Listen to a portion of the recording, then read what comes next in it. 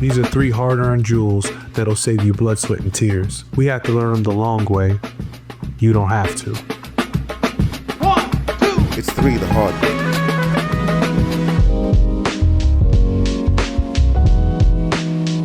I think the worst kind of gatekeeping is when it's usually like that middleman mentality where it's the person that doesn't really have the skill set, doesn't have the control, doesn't have the financial investment in the situation, but they're just holding everybody at ransom because they're kind of like the centerpiece that's connecting everybody, right?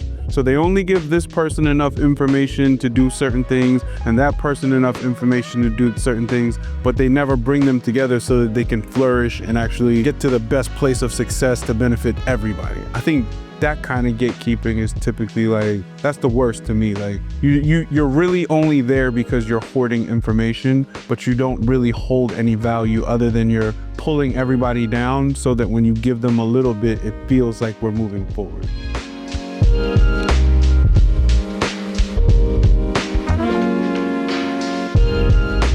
One of the things that I think I've seen from gatekeepers is, this is for a lot of different industries, but I think like for me, like right now, what comes to mind is like video production, right? Some gatekeepers will look down on certain pieces of equipment because it's not the name brand equipment, or it's not this one is plastic instead of metal. And in the same breath, you'll see them on YouTube say, well, it doesn't matter what equipment you have. How do you say it doesn't matter, but at the same time, you know, you're looking down on different people, or you're saying, oh, this one isn't that, or this one's really good. Look, it's got metal too. It's light, right? Like if it gets the job done at the end of the day, it shouldn't really matter. So I think it's those types of things like where gatekeepers, I think, hinder the industry. And we're watching it right now where video and film are struggling because for a long time, they were pushing away some of these like technological advances, you know, trying to hold on to the old way of doing things. And it's gotten to the point where other people are moving on without them. And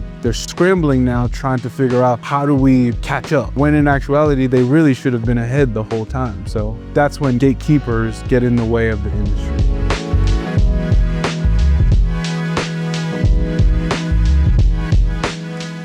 I think within the creative industry, it's important for people to go through the proper rites of passage so that they understand how things are supposed to be done and respect what's been done prior to. Gatekeepers were like the ones that gave access, whereas now like gatekeepers are the ones that keep the information, you know, and don't want to share with others. So for me, I think the term from the past still holds weight and still necessary. The idea of not sharing and not being willing to help others grow, that part, I can do without, but the idea of having like people that maintain a standard and understand how to keep a culture or a craft alive, I think they're definitely necessary. Even in video production, right? Like when you're on set, there's a certain etiquette, there's a way of doing things. There are people that have been around for a long time and know like it's important for you to do a certain thing a certain way because it can cause way more problems if you were to try to do it your own way. So I'll give you an example. If you're on set and you're a PA and a grip has a piece of equipment somewhere and as the PA you go, oh, that looks like it's out of place. And you pick it up and go put it back wherever that it's supposed to be. That grip might be looking for that piece of equipment for hours trying to find it only because you moved it away from where it was supposed to be. Now in someplace else, it might be like, oh, that's untidy, let's clean it up. But on a set, if nobody told you to touch it, you're not supposed to touch it. So etiquette like that is important to understand. And I think if you haven't been on a set before, you might not know like here are some of the things that can go wrong by trying to do what typically would be like a favor or the right thing, you know?